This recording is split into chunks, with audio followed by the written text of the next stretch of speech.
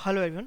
सो अब हम स्टार्ट करेंगे हमारा next topic that is bearing capacity के previous year question of 1 marks. Start करते हैं। फर्स्ट क्वेश्चन है हमारा, the ultimate bearing capacity of surface strip footing on clay according to Terzaghi's theory is where C unit cohesion, Q U unconfined compressive strength और B है width of footing. तो हमें ultimate bearing capacity निकालना है। हम ultimate bearing capacity को Q U से ही denote करते थे, लेकिन यहाँ पर क्यू यू को ऑलरेडी अनकन्फाइंड कंप्रेसिव स्ट्रेंथ ले लिया है, तो यहाँ पर हम यू बी से सपोज डिनोट करते हैं। तो ये क्या फॉर्मूला हो जाएगा, सी एन सी प्लस आपका gamma D N Q plus 0.5 gamma B N gamma. ठीक है, ये कौन से केस में, ये स्ट्रिप के लिए, तो ये स्ट्रिप हो गया, स्ट्रिप फुटिंग के लिए। अब क्ले के लिए क्या होता है, क्ले के लिए फाई इज इक्वल टू 0 होता है। ठीक है, फाई इज इक्वल टू 0 में क्या होता है, एनसी क्या होता है, ये आपका एनसी इज इक्वल टू 5.7। ठीक है, नेक्स्ट आपका N Q is equal to हो जाएगा 1, N Q is equal to 1 और आपका एन गामा हो जाता है ये 0। इसको सब्स्टिट्यूट करेंगे तो यू बी हो जाएगा हमारा सी एन सी, सॉरी यहाँ पर N C 5.7 C plus gamma D, ये 1 हो गया, प्लस ये 0 हो गया, तो ये पूरा टर्म 0 हो गया, तो 5.7 सी प्लस गामा डी। लेकिन ये क्या बोला, सरफेस स्ट्रिप फुटिंग, मतलब ये फुटिंग कहाँ पर रखा गया, सरफेस पे रखा गया है, मतलब डी इज इक्वल टू क्या है, 0, तो ये आपका गामा डी 0 हो जाएगा। तो U B is equal to क्या हो जाएगा, ये ultimate bearing capacity 5.7 C. So A is the correct answer. ठीक है, next question. So right true and false, the derivative of the ultimate bearing capacity of the strip footing is an extension of the case of passive earth pressure on the rough surface। तो हमने bearing capacity में देखा था कि 3 Jones थे। तो zone 1 क्या था, ये आपका इलास्टिक जोन था, ये आपका इलास्टिक था। जोन 2 जो था वो आपका रेडियल शेयर जोन था, रेडियल शेयर जोन, इसको याद करने की जरूरत नहीं, इतना इंपॉर्टेंट नहीं है। जोन 3 था, ये आपका था Rankine passive zone, Rankine passive zone. ठीक है, तो ये आपका, इस पर डेरिवेशन पे नहीं जाऊंगा। सो ये क्या था, derivative for ultimate bearing capacity of a strip footing is an extension of the case of passive earth pressure. तो ये आपका ट्रू हो गया। ठीक है, ये इतना याद करने की जरूरत नहीं है, ये बहुत पहले पूछा गया था। ठीक है, नेक्स्ट क्वेश्चन, तो ये आपका ट्रू हो गया। Next, increasing the depth of the foundation, depth of the foundation मतलब डी को इंक्रीज किए इन सैचुरेटेड क्ले मतलब phi is equal to 0, result in increase ultimate bearing capacity for strip footing. अब देखते हैं आपका Q U is equal to क्या होता है, C N C plus gamma D N Q plus 0.5 gamma B N gamma. ये किसका है, किसका, ये आपका स्ट्रिप फिटिंग है। अब बोल रहा है increasing the depth of the foundation in saturated clay, depth of the foundation increase कर दी किसमें, सैचुरेटेड क्ले में, resulting in an increase ultimate bearing capacity. इसके कारण क्या हो रहा है, इंक्रीज होगा। तो पहले तो क्यू यू को लिख दिए, या नहीं लिखोगे तो भी चलेगा। 5 इज इक्वल टू 0 है, तो ये आपका 5.7 सी प्लस गामा डी, ये हो जाएगा। ठीक है, अगर सैचुरेटेड नहीं दिया है, सपोज 5 इज इक्वल टू 0 नहीं दिया है, तो आपका गामा डी एन क्यू इसको रहने देते हैं, इसको एज इट, सपोज आपका यही इक्वेशन है, दोनों में कोई चेंज नहीं होगा। तो क्या हो रहा है, इंक्रीज तो रहा है, क्यों रहा है, because the bearing capacity factor N Q decreases. N Q इस पे डिपेंड कर रहा है क्या, डी पे, एन क्यू किस पे डिपेंड करता है, 5 पे, तो इसका तो कोई रिलेशन नहीं है। Because the bearing capacity factor N C increases, N C भी क्या है, ये भी 5 के ऊपर डिपेंड करता है, डेप्थ के कारण तो कोई रिलेशन ही नहीं है, तो ये दोनों क्या हो गया, ये आपका रॉन्ग हो गया। The term in the bearing capacity equation Q N Q increases with depth, जो ये Q एन क्यू है मतलब गामा डी एन क्यू है, तो डी इंक्रीज होगा तो ये तो इंक्रीज होगा ना, ये इंक्रीज होगा तो अल्टीमेटली ये इंक्रीज होगा, तो आपका C is the correct answer. Saturated के 5 इक्वल टू 0 पुट करोगे तो ये 5.7 हो जाएगा, ये 1 हो जाएगा। ठीक है, ये यहाँ पर 1 हो जाएगा, तो गामा डी इंक्रीज होगा तो Q इंक्रीज हो जाएगा, तो ये टर्म इंक्रीज हो गया तो आपका Q यू इंक्रीज हो जाएगा। ठीक है, तो आपका सी। इस लास्ट भी देख लेते हैं, because the angle of internal friction decreases at the depth of foundation. Phi का तो कोई रिलेशन ही नहीं है डेप्थ से, फाई और डेप्थ का कोई रिलेशन ही नहीं है, तो ये भी आपका रॉन्ग हो गया। So C is the correct answer. Next question देखते हैं, the bulb of pressure under a strip footing forms in the direction of it length. तो जो बल्ब ऑफ प्रेशर होता है वो अलोंग इट्स लेंथ नहीं, अलोंग इट्स विड्थ रहता है, ये ध्यान रखना, अलोंग इट्स विड्थ, तो ये आपका फॉल्स हो गया। Next question, between bearing capacity and settlement the proportioning of the footing in sand is more often governed by settlement। तो जो proportioning of footing in sand रहता है वो आपका settlement के कारण ज़्यादा होता है, तो ये करेक्ट है। जो sand के केस में settlement का ज़्यादा फोकस रहता है, और जो clay है, clay के केस में आपका bearing capacity ज़्यादा फोकस करते हैं। ठीक है, ओके, सो ये आपका ट्रू हो गया। नेक्स्ट क्वेश्चन, जो जितने भी क्वेश्चंस आ रहे हैं अभी, ऑल्दो मैंने थ्योरी लेक्चर्स में कवर नहीं किया गया था, लेकिन इतना इंपॉर्टेंट नहीं था, ये बहुत पहले पूछा गया था, ठीक है। तो इसी के साथ मैं कवर करते जा रहा हूँ, इसी को आप ध्यान में रखे रहना। The value of bearing capacity factors for cohesion that is n dash c for the soil as per Meyerhof is taken as, Meyerhof जो इक्वेशन रहता था क्यू यू, वो क्या रहता था सी एन सी, फिर एस डी, आपका तीसरा टर्म क्या रहता था एस डी आई, ठीक है। ये आपका shape factor, depth factor, inclination factor, तो ये आपका सी वाले टर्म में है तो सी लिख देंगे with respect to cohesion, plus gamma D N Q S Q D Q I Q हो गया, plus 0.5 gamma B N gamma S gamma D gamma I gamma, ये आपका मेयरहॉफ इक्वेशन है। अब बोला है यहाँ पर डैश आ जाएगा, N dash C N dash Q N dash gamma, यहाँ पर एन डैश सी बोला है ना, ठीक है। तो आपका जो एन डैश सी है जो बोला है उसका वैल्यू क्या रहता है, तो जो एन डैश सी रहता है ना, ये आपका लेते हैं प्रेंटल जो आपका एज्यूम किया था ना, ये आपका उसके इक्वल रहता है, ठीक है। ऑल्दो ये इक्वेशन में सी एल एन डैश नहीं लिखे थे, यहाँ पर एन डैश लिया तो हम एन डैश ले लिए, एन डैश सी, तो आपका प्रेंटल में एन सी का वैल्यू क्या था 5.14, तो ये हो गया 5.14, so D is the correct answer. Okay next, for the slip footing on a saturated clay for a given failure surface as shown in the figure below, the bearing capacity equation takes the form where Cu is equal to undead shear strength, phi u is equal to angle of internal friction, b is the width of the slip footing और qc is the ultimate bearing capacity of soil। ये आपको question में given है, ठीक है। अब क्या बोल रहा है कि जो इसका इक्वेशन निकालना है, bearing capacity इक्वेशन, मतलब हमें q का वैल्यू निकालना है, bearing capacity इक्वेशन qc कितना आ रहा है ये हमें निकालना है। अब ये बोला स्ट्रिप फुटिंग गिवन है, मतलब लेंथ क्या है, length is greater then width, ठीक है। अब जब इतना लोड लगा रहे हैं ना, तो आपका फेल हो रहा है इसके रेस्पेक्ट में, ये आपका फेल हो गया, फेलियर प्लेन ये रहा, तो is in the verge of failure, ये आपका फेलियर हो ही रहा है for a given failure surface, मतलब जितना आपका प्रेशर लगा रहे हैं उतना रेजिस्टेंस भी होगा ना, तभी फेल हो रहा है ना, मतलब जितना प्रेशर लगा रहे हैं रेजिस्टेंस भी उतना हो रहा है, लेकिन उससे ज़्यादा नहीं हो पाएगा, सो यहाँ पर is in a verge of failure है, ठीक है। 5 इज इक्वल टू 0 आपका, तो आपका C इज इक्वल टू क्या हो जाएगा 5.7, सॉरी एन सी कितना हो जाएगा 5.7, एन आपका एन सी एन क्यू आपका 1, N gamma is equal to 0, ठीक है। तो ये हो जाएगा आपका, ठीक है, इसका रिलेशन नहीं आएगा। तो अब क्या करते हैं, आप यहाँ पर बैलेंस करने की कोशिश करते हैं, जितना रेजिस्टेंस, जितना लोड लगा रहे हैं और जितना रेजिस्टेंस प्रोवाइड हो रहा है, दोनों को बैलेंस करते हैं किसी के अबाउट, ठीक है। तो वो आपका दोनों इक्वल होना चाहिए, जैसे ही उससे थोड़ा सी इंक्रीज करेंगे क्यूसी तो क्या हो जाएगा, फेल हो जाएगा। तो आपको क्या निकालना है, बीयरिंग कैपेसिटी इक्वेशन निकालना है, ठीक है। तो सपोज आपका मोमेंट निकालते हैं इस पॉइंट के अबाउट, तो हो जाएगा क्यूसी, ये आपका क्या है लोड इंटू बी इंटू 1, है ना, ये आपका क्या हो जाएगा एरिया, तो ये आपका टोटल लोड आएगा। मोमेंट निकालेंगे ए के अबाउट तो क्या हो जाएगा b/2, ठीक है, ये हुआ इज इक्वल टू, अब रेजिस्टेंस कितना हो रहा है, ये पूरा सेमी सर्कुलर, ये आपका फेलियर प्लेन है, फेलियर प्लेन है, तो इसका जो सर्कमफेरेंस है वो क्या हो जाएगा पाई आर, पाई रेडियस कितना है आपका b, तो पाई b। अब इसका मोमेंट कितना है, मोमेंट है ये आपका हो जाएगा b, लेकिन ये तो आपका क्या हुआ, या तो डिस्टेंस हुआ ना, फोर्स इंटू डिस्टेंस, फोर्स तो अभी इंटू किया नहीं, फोर्स कौन सा लग रहा है, ये आपका फोर्स यहाँ पर cu लग रहा है, cu kilo newton per metre square, ये आपका पाई बी इंटू 1, ये आपका एरिया हो गया, ठीक है। तो ये आ गया किलो न्यूटन, लेकिन आपका kilo newton metre into B किया किलो न्यूटन मीटर हो गया।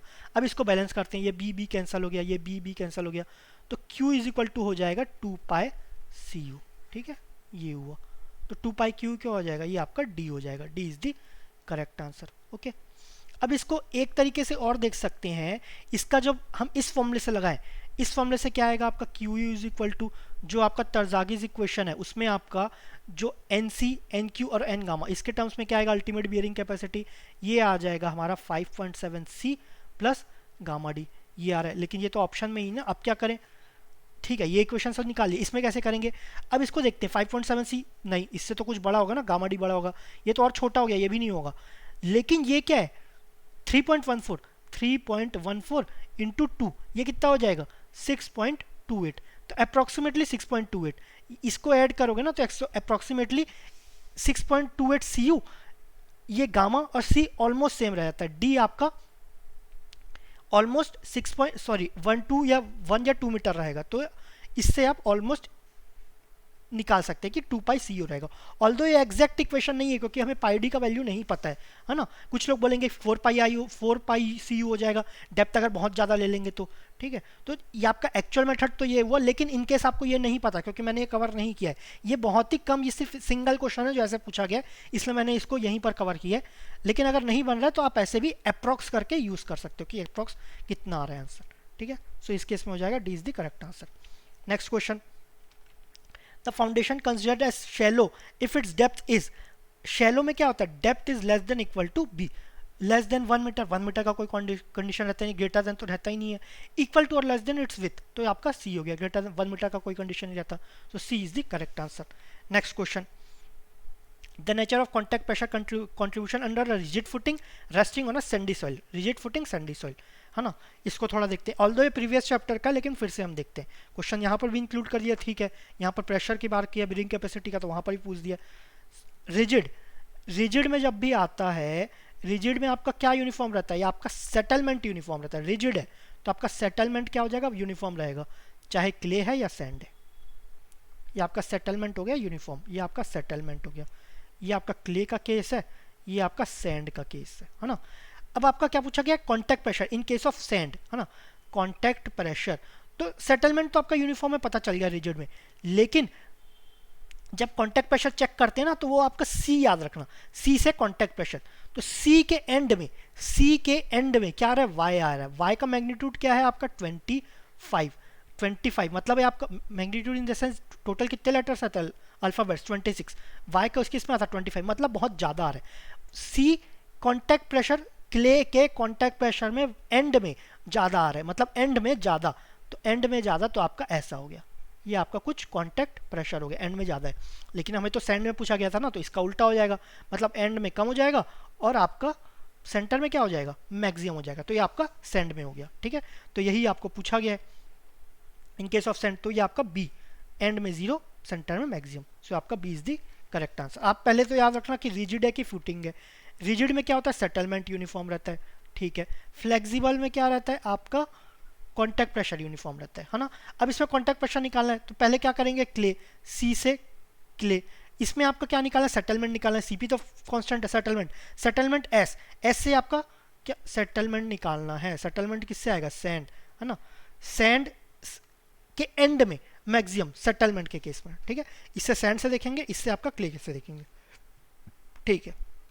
Next question, the settlement of prototype in clay material may be estimated using plate load test from the following equation.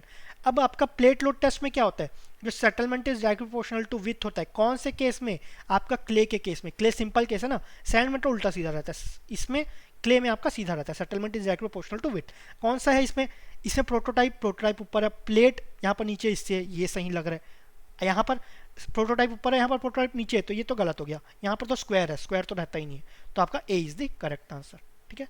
Next question, next है the two criteria for the of the determination of allowable bearing capacity. Allowable कौन से दो condition से हम देखते हैं, tensile failure, compression, tension तो हम देखते ही नहीं, ना ही कंप्रेशन से, टेंशन एंड सेटलमेंट, सेटलमेंट से देखते हैं लेकिन टेंशन से नहीं देखते, बॉन्ड फेलियर ये भी नहीं है, शेयर फेलियर है लेकिन, तो आ गया shear failure and settlement, so D is the correct answer, ठीक है।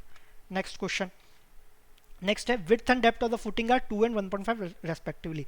सपोज आप फुटिंग बनाते हैं, है ना, ये आपका फुटिंग बनाए, अब बोला है डेप्थ, डेप्थ आपका 1.5 मीटर है, ये आपका 1.5 मीटर है, और आपका विड्थ है ये आपका 2 मीटर, ये आपका 2 मीटर है, तो आपका जो लोड है ये ऐसा कुछ होगा, तो ये आपका 2 मीटर, ठीक है। The water table at the site is at a depth of 3 metre below the ground level, ये आपका 3 मीटर पे है, ये आपका, इसको थोड़ा और नीचे लेते हैं, ये आपका 3 मीटर पे, ठीक है, ये आपका 1.5 है, तो ये भी आपका कितना हो जाएगा, ये आपका 1.5 हो जाएगा। The water table correction factor for the calculation of bearing capacity of the soil, तो वाटर टेबल करेक्शन फैक्टर निकालना, या तो RW1 निकालो या RW2 निकालो। यहाँ तो पूरा पानी है ना, पूरे पानी में क्या हो जाता है 0.5, बिल्कुल पानी में क्या हो जाता है 1, तो यहाँ तो RW1 0.5 है, ठीक है, लेकिन हमें करेक्शन फैक्टर निकालना है। इसमें थोड़ा क्लियर करना था कि दो करेक्शन फैक्टर है, RW1 RW2, ठीक है, तो यहाँ पर पूरे में है तो 0.5 ना लेके यहाँ पर इस केस का बात कर रहे हैं RW2, तो RW2 क्या हो जाएगा यहाँ पर 0.5 into 1 plus ZW2 bye B. अब ZW2 क्या है, फुटिंग के लेवल से, फुटिंग के लेवल से वाटर टेबल, ये कितना है 0.5, ये हो जाएगा ZW2 1.5। टोटल विड्थ कितना है 2 मीटर, ठीक है। तो ये कितना हो जाएगा, इसको सॉल्व करेंगे 0.5 into 2 plus 1.5 that is 3.5 by 2, ये हो जाएगा 3.5 बाय ये आधा बाय 4, तो हो जाएगा 0.35, तो ये हो जाएगा 8, 4 8 32, 32 3 अगेन 30 हो गया, तो ये हो जाएगा 728 या 0.875। सो आंसर इज ए, ठीक है। इसको थोड़ा अच्छे से डिफाइन करना था, वाटर टेबल करेक्शन कौन सा, दोनों चाहिए कि एक चाहिए, अगर एक चाहिए तो कौन सा, है ना, ठीक है। अब next, the water table, the following two statements are made with reference to the calculation of net bearing capacity. Net बोला है, ध्यान रखना, net bearing capacity of the footing in pure clay phi is equal to 0। Pure clay में net bearing क्या होता है, सबसे पहले तो पूरा फॉर्मूला लिख लेते हैं, CNC plus gamma DNQ plus 0.5 gamma BN gamma, है ना। आप शॉर्टकट में मत जाना शुरू में, क्योंकि शुरू में आपको याद करना है ना, ओके। अब यहाँ पर क्या बोला, पहले तो 5 is equal to 0, 5 is equal to 0, NC क्या हो जाता है 5.7, NQ क्या होता है 1, N गामा 0, तो ये इक्वेशन हो जाएगा 5.7C प्लस गामा डी। ये क्या है, gross ultimate bearing capacity of soil. लेकिन हमें क्या बोला, net bearing capacity of soil, तो नेट क्या हो जाएगा, इससे गामा डी माइनस कर देंगे, तो आंसर क्या हो जाएगा 5.7C, ठीक है।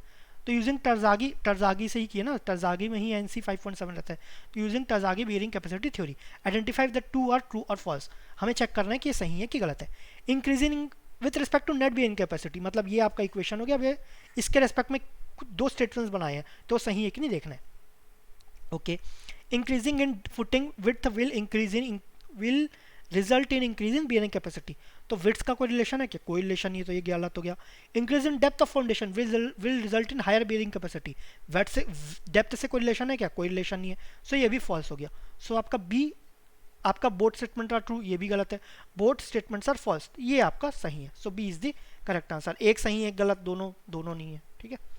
Next question, in a plate load test conducted on cohesionless soil, cohesionless soil क्या होता है, ये आपका sand, 60 mm square test plate settles by 15 mm, मतलब आपका SP कितना है 600 mm, और सॉरी सेटलमेंट बोला ना, sorry settlement of plate due to plate is 15 mm, और विड्थ ऑफ प्लेट ये आपका 600 mm गिवन है, ये आपका 600, ये आपका रॉन्ग है। Under a load intensity of 0.2 Newton per meter mm square, all conditions remain the same. The settlement of a 1 meter square footing will be. अब आपका width of the footing कितना हो गया, ये आपका 1 मीटर हो गया, तो उसके रेस्पेक्ट में सेटलमेंट हमें निकालना है, सेटलमेंट ऑफ फुटिंग, ठीक है। इक्वेशन लिख लेते हैं, सेटलमेंट इन सैंड थोड़ा कंफ्यूजन रहता है ना, SF by SP is equal to as it is कर दो, बस B कर दो, BF बाय BP, ठीक है, यहाँ तक तो ईजी है। अब क्या करो, यहाँ पर उल्टा कर दो, BP प्लस 0.3 ब्रैकेट यहाँ का इधर BF प्लस 0.3, अब ये टोटल ब्रैकेट बंद करके इसका स्क्वायर लगा दो, ठीक है। अब ये ध्यान रखना, यहाँ पर इंपेरिकल इक्वेशन है तो ये पूरा मीटर में है, ये ध्यान रखना। SF तो हमें निकालना है, SP कितना दिया 15, यहाँ पर सब्स्टिट्यूट कर देते, अगर यहाँ पर mm में पुट कर दिए तो आपका क्या आ जाएगा, ये अभी आपका mm में आएगा, ठीक है। अब आपका BF कितना है, BF है आपका 1 मीटर, मीटर में पुट करना है, ये आपका 0.6 मीटर हो जाएगा, ये हो गया ऊपर 0.6 प्लस 0.3, नीचे हो गया आपका 1 प्लस 0.3 का होल स्क्वायर, तो SF क्या हो जाएगा 15 इंटू 0.6 प्लस 0.3 0.9, ये आपका 0.6 इंटू 1.3 इसका होल स्क्वायर, ठीक है। इसको कैलकुलेट करोगे ना तो आंसर आएगा आपका 19.97 mm, लेकिन इसमें कुछ है क्या 19.97 mm, ये तो लेस देन 15 बोल रहा नहीं आ रहा है, ग्रेटर देन 25 ये भी नहीं आ रहा है, हमें तो इसके बीच का है ना 15.60, ये तो दूर है 19.97, लेकिन ये एकदम थोड़ा पास में है ना, सो आपका D is the correct answer इस केस में। एक्चुअली में तो 19.97 है, लेकिन यहाँ पर सिर्फ 4 ही ऑप्शन है जिसमें नन ऑफ द अबव नहीं है, तो आपका डी जो कि सबसे पास में है, तो आंसर हो जाएगा आपका डी, ठीक है। Next question, sorry, two circular footing of diameters D1 and D2 are resting on surfaces of the same purely cohesive soil purely cohesive soil मतलब phi is equal to 0। The ratio of the gross ultimate bearing capacity, gross ultimate bearing capacity तो सब निकालना है ratios का। तो सबसे पहले तो ग्रॉस का फॉर्मूला लिख देते, Q is equal to C N C plus आपका ये सर्कुलर है, सॉरी सर्कुलर में क्या हो जाता है, क्यू यू 3 टर्म्स आते हैं ना, 1.3 सी एन सी प्लस आपका ये तो चेंज सेम रहेगा, gamma D N Q plus point, अब यहाँ पर सर्कुलर है, वहाँ पर 3 है, यहाँ पर 3 लिखे 3 टर्म्स है, तो यहाँ पर भी 0.3 आ जाएगा। ये हो गया gamma B N gamma. Okay, अब यहाँ पर क्या बोला है, अब ये ध्यान रखो ये डी डेप्थ है, लेकिन ये D1 D2 दिया तो यहाँ पर सब्स्टिट्यूट मत कर देना, यहीं पर गलती करते हैं। ये D1 D2 डायमीटर है, तो इस केस में डाया क्या है, बी है, सर्कुलर में डाया बी रहता है, ये ध्यान रखना है आपको, है ना। तो ये डी को यहाँ सब्स्टिट्यूट मत कर देना, नहीं तो गलत हो जाएगा। ठीक है, अब फाइव इक्वल टू 0 है, फाइव इक्वल टू 0 में आपका एन सी क्या हो जाता है 5.7, आपका एन क्यू क्या हो जाता है, ये आपका 1, एन गामा क्या होता है, ये आपका 0। तो न्यू इक्वेशन हो जाएगा 1.3 इंटू 5.7, ये आपका सी प्लस गामा डी, ये आपका 0 हो गया, एन क्यू को 1 लिख दिया, ये आपका इक्वेशन हो गया। अब इसमें depth B is equal to, sorry B वाला टर्म 0 हो गया, मतलब डायमीटर वाला टर्म तो हट ही गया। तो डायमीटर चाहे कितना भी चेंज कर दो वो तो कुछ चेंज ही नहीं होगा ना, मतलब दोनों का रेशो क्या होगा, ये आपका 1 रहेगा, ये आपका कांस्टेंट रहेगा, with respect to cohesion depend कर रहा है। और two circular footings of diameter D1 2 are resting on the surfaces, surface पे रेस्ट कर रहा है, मतलब ये भी क्या हुआ 0 हुआ, डेप्थ भी क्या है, ये भी आपका 0 है, तो ये आपका सिर्फ इतना वैल्यू होगा, ये आपका सिर्फ कोहेजन पे डिपेंड कर रहा है ना। तो आपका रेशो हो जाएगा 1। ओके, नेक्स्ट क्वेश्चन देखते हैं। Likelihood of general shear failure of an isolated in sand decreases with, अब isolated दिया है और in sand decreases with, ये किसके कारण डिक्रीज होगा, ठीक है ये देखते हैं। यहाँ पर isolated footing आना चाहिए था, likelihood of general shear failure for an isolated footing in sand decreases with, किसके कारण डिक्रीज होता है। अब आपका जनरल shear failure है, तो ये आपका isolated footing बना देते हैं, ये कुछ हुआ। अब आपका जनरल शेयर फेलियर कुछ ऐसा होता है, ये आपका फेलियर प्लेन है ना, फेलियर प्लेन। ये कौन से सॉइल में होता है, ये डेंस सैंड और स्टिफ क्ले, लेकिन अभी क्या है सिर्फ सैंड की बात कर रहे हैं, तो डेंस सैंड में होता है।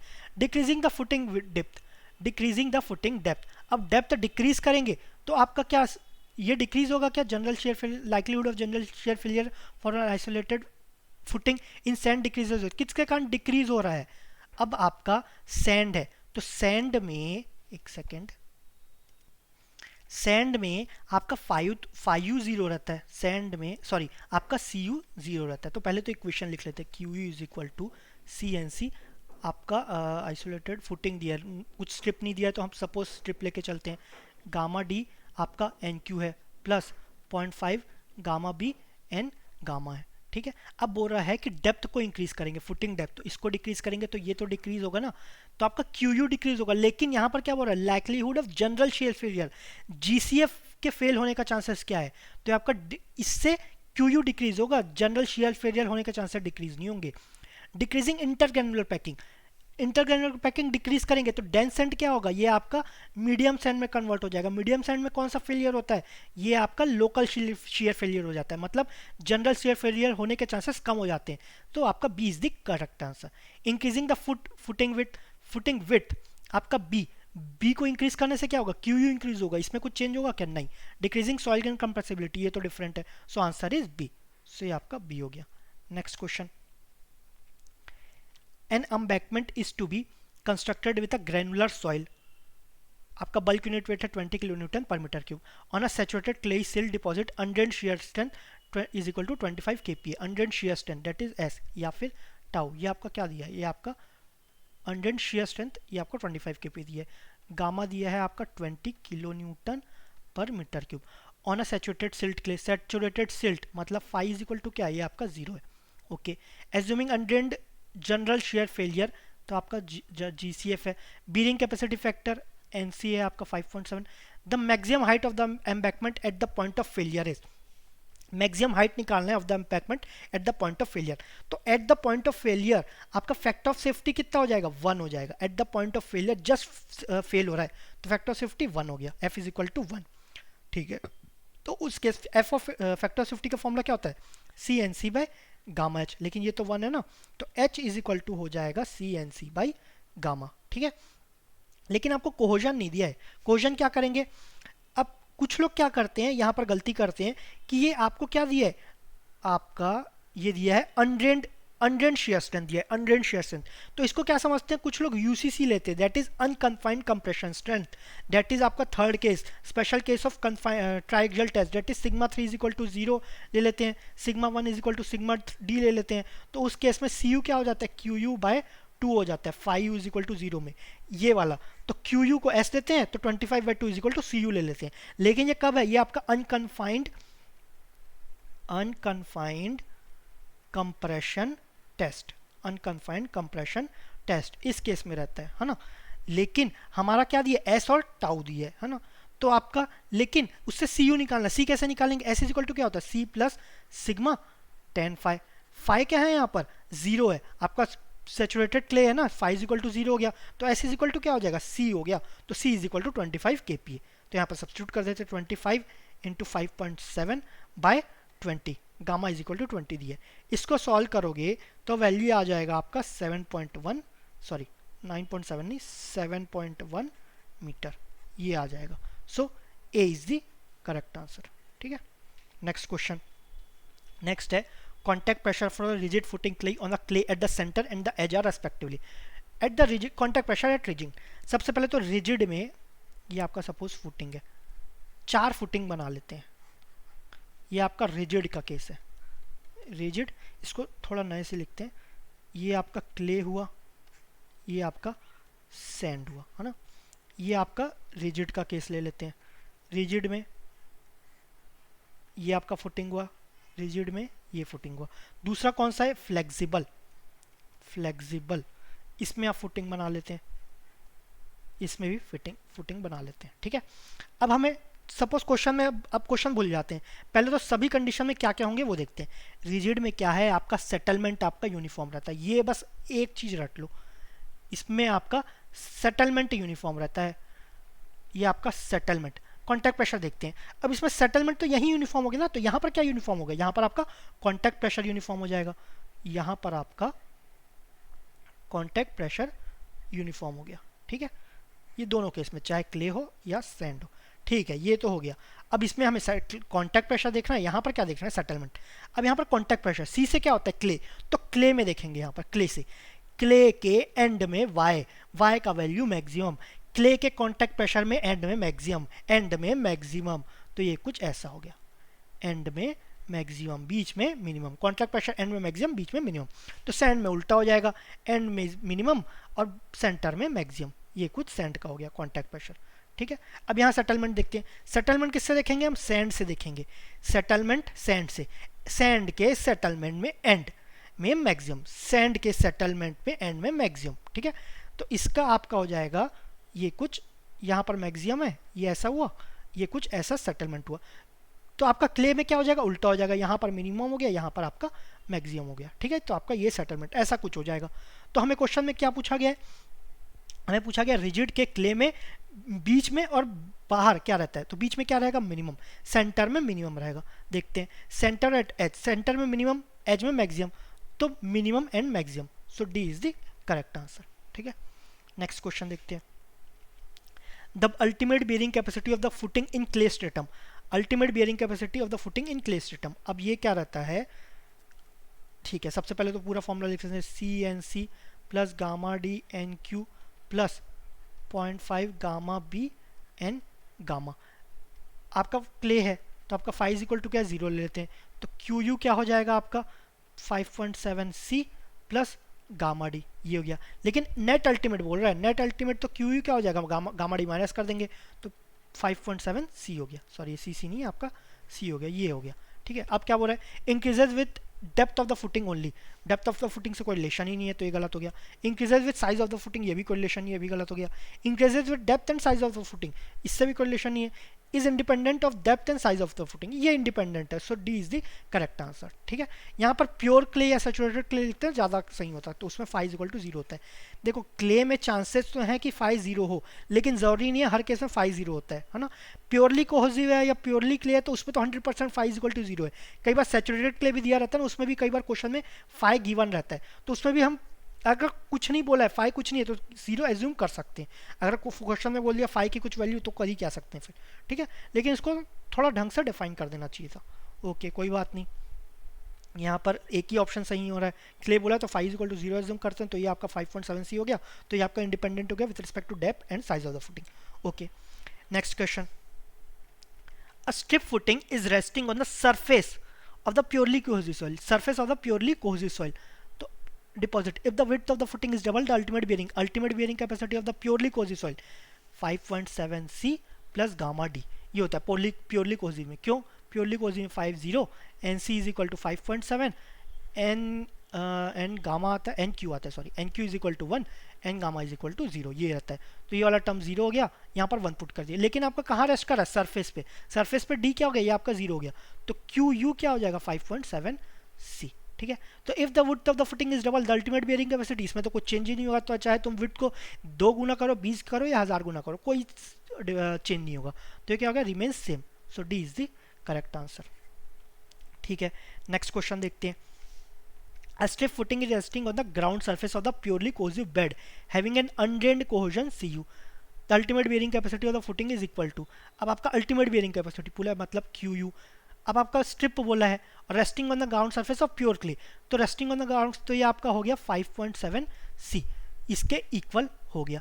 अब ये आपका 5.7 c तो दिया नहीं है, अब इसको कैसे करेंगे, तो आपका अप्रॉक्स देखेंगे, 2 इंटू 5 कितना होता है, 2 इंटू पाई, तो ये पाए तो 3.14, तो इंटू 2 करेंगे तो क्या होगा 6 पॉइंट समथिंग, ये मैच कर रहा है क्या, ये मैच नहीं कर रहा है। ठीक है, नेक्स्ट देखते हैं। नेक्स्ट है पाई सी यू, पाई सी यू क्या है 3.14 सी यू, ये भी मैच नहीं कर रहा है, आगे देखते हैं। ठीक है, नेक्स्ट है, सो नेक्स्ट है हमारा पाई प्लस 1 सी यू, ये क्या हो जाएगा, इसमें हो जाएगा आपका 4.14।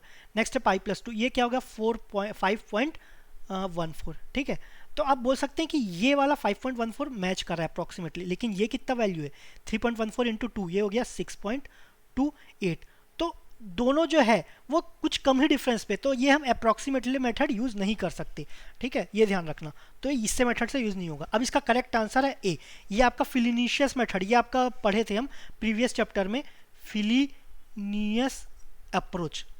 ठीक है, तो ultimate bearing capacity on pure clay using Fellenius approach is Qu is equal to 2 pi Cu, ये ध्यान रखना। इसको मैं डीप में नहीं बता रहा हूँ क्योंकि चांसेस बहुत कम है पूछने के। Qu is equal to 2 pi Cu, so A is the correct answer. इसको आप याद कर लेना, कुछ क्वेश्चन ऐसे हैं जो आपको याद करना ही पड़ेगा, कुछ क्वेश्चन याद कर लो, ठीक है, अगर करना चाहो तो। नेक्स्ट देखते हैं। The plate load test was conducted on a clay strata by using a plate of 0.3 meter into 0.3 meter dimension. ठीक है, the ultimate load per unit area for the plate was found to be 180 kPa. तो आपका QP क्या है, ये आपका 180 kPa है। Stress due to bearing capacity due to plate. The ultimate bearing capacity of a 2 meter wide square footing would be, QP पता है, अब हमें Q footing ये हमें निकालना है, लेकिन ये क्ले के केस में और बियरिंग कैपेसिटी, क्ले का तो बहुत सिंपल रहता है ना, अगर सेटलमेंट तो डायरेक्टली प्रोपोर्शनल रहता है आपका विड्थ के, और आपका बियरिंग कैपेसिटी रहता है तो QP is equal to QF रहता है। तो ये तो बियरिंग कैपेसिटी का ही केस है ना क्ले का, तो ये दोनों इक्वल हो जाएंगे, मतलब आंसर क्या हो जाएगा 180 kPa, so B is the correct answer. ठीक है, नेक्स्ट देखते हैं। नेक्स्ट है हमारा the percentage reduction in the bearing capacity of the strip footing resting on the sand under flooding condition. Resting on the sand under flooding condition, water level at the base of the footing when compared to the situation where water level is at a depth much greater than the width of the footing is approximately. अब पहले तो formula लिख लेते हैं, ये कौन सा case है स्ट्रिप फुटिंग का फॉर्मूला लिख लेते हैं CNC plus gamma D N Q. अब ये मत बोलना ये तो डायरेक्टली गिवन है तो डायरेक्ट शॉर्टकट में फॉर्मूला लिख सकते हैं, क्योंकि पूरा शुरुआत से एक्सप्लेन करना है, अभी समझने में ज़्यादा फोकस करना है। अगर मैं फॉर्मूला 10 बार लिखूंगा ना, चांसेस हैं कि आपको यही याद हो जाए, तो इसलिए मैं बार बार फॉर्मूला लिख रहा हूँ। ठीक है, ये अच्छा प्रैक्टिस है कि आप फॉर्मूला लिखो फिर आगे क्वेश्चन पढ़ के फिर सॉल्व करो। डायरेक्टली है वो अच्छी बात है, टाइम सेव कर रहे हो, लेकिन यहाँ पर शुरू में आपको प्रोसेस पे ज़्यादा ध्यान देना चाहिए। जब एकदम एक्सपर्ट हो जाओ तो आप डायरेक्टली लिखते जाओ। The percent reduction on the bearing capacity, कितना कम हो गया निकालना स्ट्रिप फुटिंग के लिए।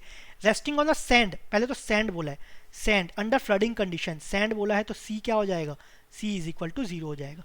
तो क्यू यू क्या हो जाएगा, gamma D N Q plus 0.5 gamma B N gamma, ठीक है। अंडर, अब resting on the sand under flooding condition, rest कर रहा है। अब इसमें कुछ बोल सकते हैं कि D is equal to 0, rest कर रहा है ना, तो डी इज इक्वल टू 0 है क्योंकि सैंड के सरफेस पे ही रेस्ट कर रहा है। कुछ लोग बोलेंगे नहीं सैंड के अंदर है डी 0 नहीं होगा, तो सपोज डी 0 नहीं लेते, चाहे डी 0 लो या ना लो कोई फर्क नहीं पड़ेगा इसमें। Under flooding condition water level at the base of the footing, water level कहाँ है, बेस ऑफ द फुटिंग, है ना, base of the footing when compare to situation where water level is much greater than the depth of the footing. अच्छा, यहाँ resting of the sand है, D is equal to 0 ही होगा, rest कर रहा है आपका, यहाँ पर कुछ ये रेस्ट कर रहा है तो डी इज इक्वल टू 0 है, ठीक है। तो Q U is equal to क्या हो जाएगा, 0.5 गामा बी एन गामा, ठीक है। अब क्या बोला है कि वाटर टेबल कहाँ है, बेस ऑफ द फुटिंग है, बेस ऑफ द फुटिंग मतलब आपका यहाँ पर है, ये यहाँ पर है, मतलब कहाँ पर अफेक्ट जाएगा वाटर टेबल का, बी वाले में जाएगा, है ना, डी वाले में नहीं जाएगा, लेकिन डी तो यहाँ पर 0 ही है ना ऑलरेडी, तो ये आपका कहाँ रेस्ट कर रहा है, ये आपका सरफेस पे रेस्ट कर रहा है, ठीक है। तो डी इज इक्वल टू 0 है, ये आपका वाटर टेबल के रेस्पेक्ट। अब वाटर टेबल बहुत नहीं, अब वाटर टेबल हुआ तो ये कितना हो जाएगा, 0.5 इसमें इंटू कर देंगे, आपका RW2 कितना हो जाएगा, 0.5 into 1 plus ZW2 bye B, ZW2 क्या हो जाएगा 0, तो ये हो जाएगा 0.5, तो 0.5 इंटू कर दिए। लेकिन सेकंड केस में क्या हो जाएगा, पानी जब एकदम ही नीचे है तो उस केस में 0.5 गामा बी एन गामा, तो इस केस में जब वाटर टेबल है तो 50% आपका रिड्यूस हो जाएगा। ये हम ऑलरेडी पढ़े हैं ना, वाटर टेबल के कारण आपका कितना परसेंट डिक्रीज हो जाता है, 50% डिक्रीज हो जाता है, ठीक है, वो ध्यान रखना। अगर सपोज यहाँ पर डी 0 लेके नहीं चल रहे हो ना, तो डी भी इंक्लूड होगा, डी इंक्लूड होगा तो आप एग्जैक्ट निकाल ही नहीं पाओगे कितना परसेंट डिक्रीज हो रहा है। सपोज आपका डी 0 नहीं है तो ऐसा कुछ हुआ, वाटर टेबल कहाँ बोला है, आपका डेप्थ इस लेवल पे बोल रहा है, तो यहाँ तो कुछ रिड्यूस नहीं हो रहा है ना, तो यहाँ पर रिड्यूस नहीं हो तो एक्चुअली 50% से रिड्यूस नहीं होगा, ठीक है। तो आपका यहाँ पर रेस्ट कर रहा है, रेस्ट का मतलब ही हुआ कि डी इज इक्वल टू 0 है। Okay, next question, the width of the square footing and the diameter of the circular footing are equal. अब क्या बोला है, width of the square footing, width of the square footing मतलब B of square is equal to diameter of circular footing, मतलब suppose ये आपका square बना है, ये आपका है बी, सर्कल बना है, इसका डायमीटर भी क्या हो गया बी, ठीक है। If both the footings are placed on the surface of the sandy soil, surface पे बोला है, सरफेस में मतलब डेप्थ 0 हो जाएगा। The ratio of the ultimate bearing capacity of the circular footing to that of square footing, ये हमें निकालना है। Both are placed on surface of sandy soil, sandy soil मतलब फाई इज इक्वल टू क्या हो गया, ये आपका 0 हो गया। तो इस केस में आपका अल्टीमेट बेयरिंग कैपेसिटी क्या होता है, फाई इज इक्वल टू 0 है ना, सॉरी सैंडी सॉइल है तो C is equal to 0, sorry C is equal to 0 है, तो ये क्या हो जाएगा अल्टीमेट बेयरिंग कैपेसिटी, पहले तो पूरा फॉर्मूला लिखिए, C N C plus gamma D N Q plus 0.5 gamma B N gamma. अब सी इज इक्वल टू 0 है तो ये 0 हो गया। अब क्या बोला है नेक्स्ट, डी सरफेस पे है तो आपका डेप्थ भी क्या है, ये आपका 0 है, तो ये क्या हो जाएगा 0.5 गामा बी एन गामा। तो क्यू यू रेशियो ऑफ क्या बोला, Q of circular to square, पहले वो सर्कुलर पुट करते हैं, तो ये क्या हो जाएगा 0.5 into gamma B N gamma, सभी तो सेम है ना, गामा भी सेम है, एन गामा भी सेम है, बी भी सेम है, दोनों का भी सेम है ना, फिर आपका by Q C of square, तो ये भी आपका 0.5 into gamma B N gamma, ठीक है, ये हुआ। लेकिन सॉरी, अब ये आपका कौन से कंडीशन में रहता था, ये आपका स्ट्रिप में रहता था, ये ध्यान देना है ना। अगर आप स्ट्रिप का फॉर्मूला लेके स्क्वायर और सर्कुलर का सॉल्व करोगे गलत हो जाएगा, ये ध्यान रखना है आपको। स्ट्रिप में क्या रहता है, सॉरी ये स्ट्रिप का है, सर्कुलर में क्या रहता है, पहले तो सर्कुलर में देखते हैं, सर्कुलर में यहाँ पर 1.3 आ जाता है, यहाँ पर क्या आ जाता है 0.3, 1.3 रहता है तो 0.3 रहता है, ये ध्यान रखना है आपको। स्क्वायर में क्या हो जाता है, ये 1.3 का 1.3 रहेगा, स्क्वायर में कितने साइड्स आते हैं 4, तो ये आ जाएगा 0.4, ठीक है। तो यहाँ पर ऊपर सर्कुलर तो ये क्या हो जाएगा 0.5 की जगह ये आपका 0.3 हो जाएगा, नीचे क्या हो जाएगा 0.4 हो जाएगा, ध्यान रखना है, ऐसी गलती नहीं करना है। तो क्या हो जाएगा इज इक्वल टू, सभी कैंसिल हो जाएंगे, ये हो गया 0.3 बाय 0.4, तो ये हो जाएगा 3/4, ठीक है। So C is the correct answer. Next question, the contact pressure and settlement distribution of footing are shown in the figure corresponds to. अब आपका कॉन्टैक्ट प्रेशर दिया, सेटलमेंट दिया है, ये आपका ऊपर जो रहता है ये आपका सेटलमेंट रहता है, ये आपका एरो दिया है, या ये आपका कॉन्टैक्ट प्रेशर दिया। अब ये आपका सेटलमेंट क्या है, यूनिफॉर्म। यूनिफॉर्म किस में रहता है, रिजिड के केस में रहता है, तो ये रिजिड की हो गया। रिजिड में जब कॉन्टैक्ट प्रेशर देखना है, सॉरी कॉन्टैक्ट प्रेशर देखना है, वो किससे देखेंगे, क्ले से देखेंगे। पहले क्ले से देखते हैं। क्ले के कॉन्टैक्ट प्रेशर के एंड में मैक्सिमम, यहाँ पर एंड में मैक्सिमम है क्या, नहीं, एंड में मिनिमम है, तो ये क्या हो गया, ये आपका सैंड हो गया। ठीक है, अब इसका तो कौन सा हो जाएगा, रिजिड फुटिंग, ये आपका रिजिड है, ये रिजिड है, फ्लेक्सिबल तो होएगा नहीं। अब ये आपका ग्रैनुलर है, ग्रैनुलर मतलब सैंड, तो ये आपका सही हो गया। कोजिव तो नहीं है ना, कोजिव के एंड में मैक्सिमम रहता है, सो A is the correct answer. ठीक है, नेक्स्ट है आपका, एक second, which one of the following statement is not correct. अब इसमें से कौन सा फॉल्स है, हमें ये निकालना है। ठीक है, सो पहला बोला ultimate bearing capacity of the strip foundation supported on the surface of the sandy soil, surface मतलब d is equal to 0, sandy soil मतलब c is equal to 0, increase in direct proportional to the width of the footing. अब यहाँ पर direct लिखेंगे, c 0 है तो पहला term 0 हो गया, d 0 तो दूसरा टर्म 0 हो गया, स्टिफ फुटिंग है तो 0.5 गामा b एन गामा। ठीक है, ये हो गया। अब इसमें क्या हुआ, स्टिप है तो 0.5, ये कई बार भूल जाते हैं, यही गलती होता है, ये ध्यान रखना है ना। अब ये इंक्रीज हो रहा है आपका अल्टीमेट बेयरिंग कैपेसिटी, इंक्रीज हो रहा है in direct proportion to the width of the footing, width के डायरेक्टली प्रोपोर्शनल में इंक्रीज हो रहा है, क्योंकि directly proportional to V, so इससे डायरेक्टली इंक्रीज हो रहा है डायरेक्ट प्रोपोर्शन में, सो ए सही है, लेकिन हमें तो गलत वाला निकालना है ना। Next, a clay deposit with a liquidity index greater than unity is in the state of plastic index. Liquidity index क्या रहता है आपका, W minus WP/IP। Liquidity index है तो आपका, अब ये ग्रेटर देन 1 है, liquidity index is greater than unity, मतलब इसको लिखें तो W/WP is equal to WL minus WP। एक बार फॉर्मूला चेक कर लेना आप। अब ये क्योंकि पुराना टॉपिक है, एक बार चेक कर लेना है ना। अब आपका liquidity index is greater than unity, ये ग्रेटर देन यूनिटी है, मतलब जब W ग्रेटर देन WL होगा तभी तो ग्रेटर देन यूनिटी होगा ना, ये तो सेम है, तो W ग्रेटर देन WL होगा तभी ये ग्रेटर देन यूनिटी होगा। सो W natural water content is greater then liquid limit. ये कभी होगा जब ये लिक्विड स्टेट में होगा, लेकिन यहाँ तो प्लास्टिक स्टेट बोला ना, तो ये आपका गलत हो गया। गलत हो गया मतलब आपको यही निकालना है ना, सो बी इज द आंसर हो गया। बाकी देखते हैं। The cohesion of normally consolidated clay is 0 when triaxial test is conducted under consolidated drained condition. Consolidated drained condition, आपका कंसोलिडेट भी हो रहा है, आपका ड्रेन्ड भी हो रहा है, सॉरी कंसोलिडेट भी हो रहा है, अनड्रेन्ड हो रहा है, लेकिन आपका कौन सा हो रहा है, एनसी। एनसी में आपका ग्राफ होगा तो ध्यान होगा तो सब पॉइंट कहाँ से बनता है, आपका यहाँ बनता है। सिर्फ यूयू कंडीशन में एनसीसी में C0 नहीं होता, बाकी चाहे आप दूसरा ले लो, ये कौन सा है, कंडक्टेड अंडर कंसोलिडेटेड अनड्रेन्ड, चाहे आप CU ले लो कंसोलिडेटेड अनड्रेन्ड, या आप CD ले लो कंसोलिडेटेड ड्रेन्ड, दोनों में एनसीसी में आपका 0 होता है, तो ये भी आपका सही हो गया, is 0। In case of point load, अब पॉइंट लोड बोला, Boussinesq's equation predicts higher value of vertical stress at the point directly beneath the load as compare to Westergaard's equation. Directly beneath, तो आपका हमने ये देखा था कि सिग्मा जेड और आपका बॉसिनस्क में और आपका वेस्टरगार्ड्स में, वेस्टरगार्ड्स, ठीक है। बॉसिनस्क में आपका अगर ये R/Z, इसको R/Z अगर लेस देन 1.5 है तो सिग्मा जेड, इसमें sigma Z of बॉसिनस is greater than sigma Z of Westergaard's, ये लेस देन 1.5 में, इक्वल टू 1.5 में दोनों इक्वल होगा। जब ग्रेटर देन 1.5 होगा, ये R/Z ग्रेटर देन 1.5, तो sigma Z of बॉसिनस is greater than, sorry sigma Z of बॉसिनस, एक सेकेंड, इसका कुछ गलत बता रहा हूँ क्या, एक सेकेंड, ठीक है। ये आपका लास्ट वाले में जब ग्रेटर देन 1.5 है तो सिग्मा जेड बॉसिनस से कम हो जाता है, सिग्मा जेड ऑफ वेस्टरगार्ड से, ठीक है। लेकिन R/Z का वैल्यू हमें Z इज इक्वल टू 0 है, तो कुछ लोग क्या करेंगे, Z is equal to 0 put करेंगे, डायरेक्टली बीनीथ बोला है, डायरेक्टली बीनीथ बोला है, डायरेक्टली बीनीथ में आपका क्या हो जाएगा, R इज इक्वल टू 0 हो जाएगा, Z का कोई चेंज नहीं होगा, Z तो आपका, सॉरी आपका रेडियस, एक सेकेंड, तो हाँ, तो R इज इक्वल टू 0 हो गया, ठीक है। अब आपका R क्या रहता था, सपोज हम फिगर बनाएं अलग से, तो ये सपोज आपका लोड लग रहा है ना, आपका इसी में लोड लग रहा है, तो R क्या रहता था, कितने डिस्टेंस पे लोड लग रहा है, लेकिन आपका लोड कहाँ लग रहा है, आपका लोड तो यहीं लग रहा है ना, ठीक है, इसी के पॉइंट पे ही निकालना है। आपका किसी इस पॉइंट पर निकालना था तो आपका लेटरल डिस्टेंस रहता, ये आपका आर रहता, लेकिन हमें कहाँ पर निकालना है, वर्टिकली निकालना है। सो आर इज इक्वल टू क्या हुआ, जीरो हुआ। जेड क्या हुआ, वो तो कोई भी पॉइंट हो सकता है ना, ऊपर से नीचे तक कोई भी पॉइंट, तो आर बाई जेड क्या हो जाएगा, ये आपका जीरो हो गया। ठीक है, R by Z is equal to zero.